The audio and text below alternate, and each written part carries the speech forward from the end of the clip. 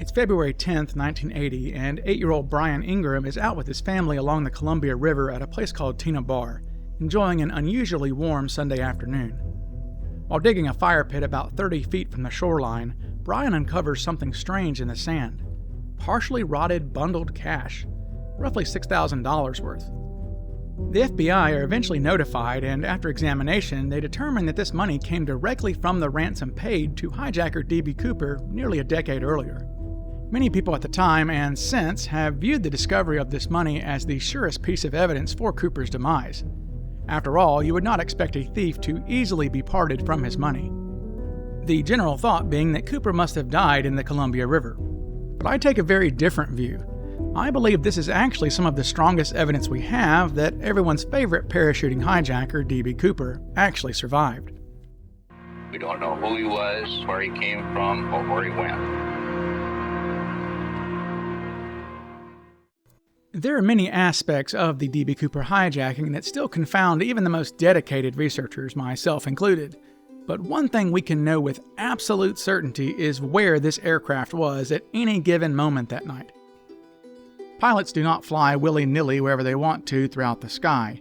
Much like how there are roads on the ground, there are roads in the sky that pilots follow, called jetways or airways. After Cooper received his ransom and his parachutes, he instructed the pilots to fly south toward Mexico City. The aircraft was then assigned by air traffic controllers in Seattle to follow the Victor 23 airway, which runs from Seattle into California. Tracking the flight the entire time that they were airborne after leaving Seattle was the U.S. Air Force. Because this was a hijacked aircraft, it was treated as a bogey in U.S. airspace. This meant that the Air Force's SAGE radar system, the predecessor to NORAD, was pinging its location with radar every 5 seconds and recording these locations on a hard drive in real time.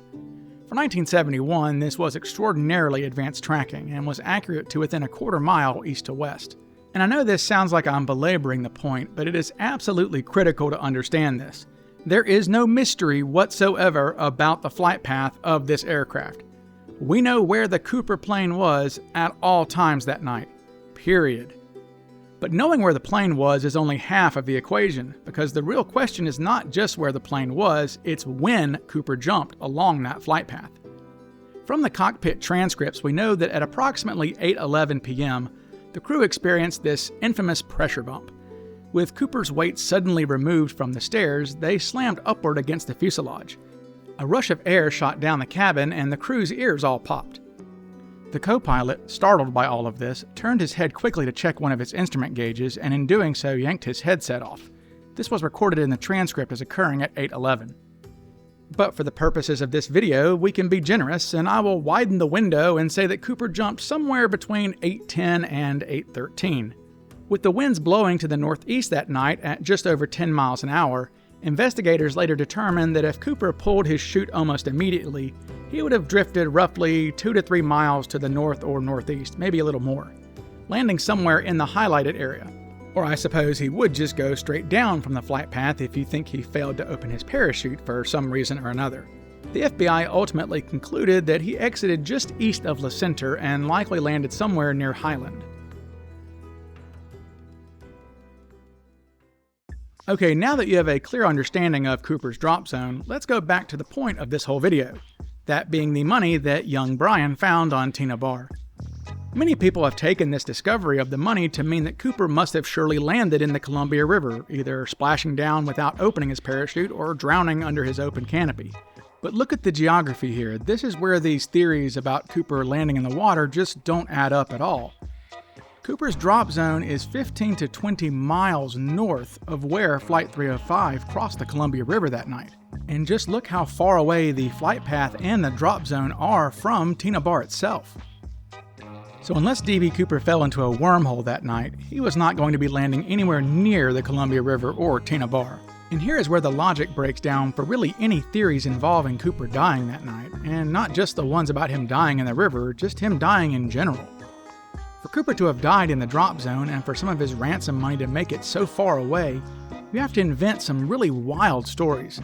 You essentially have to argue that some guy found Cooper's dead body in the woods, probably poked it with a stick or something, then took the money bag off the corpse, then buried Cooper and his gear so thoroughly that nothing was ever found for the next half-century, then that person took the money out of the drop zone and decided to either bury it on a sandbar 15 miles away or simply throw it in the river for reasons, I guess. That's pretty much your only explanation other than something just as silly like saying that some of the money got stuck on the stairs after Cooper jumped and then conveniently fell off during the 5 seconds that the plane was crossing over the river. Look, how the money got to Tina Bar or why it was there is a mystery almost as large as who Cooper was. But understanding just how far away it is from where Cooper jumped, I think everyone should conclude that it's far more likely for the money to have escaped the drop zone because Cooper himself escaped the drop zone, as opposed to this whole finding a dead guy in the woods scenario. And so that is why I think that the best evidence we have for Cooper's survival is the Tina Bar money. Anyways, that's all I've got for today, folks, so like and subscribe and all that YouTube-y stuff, and I will talk to you guys again soon.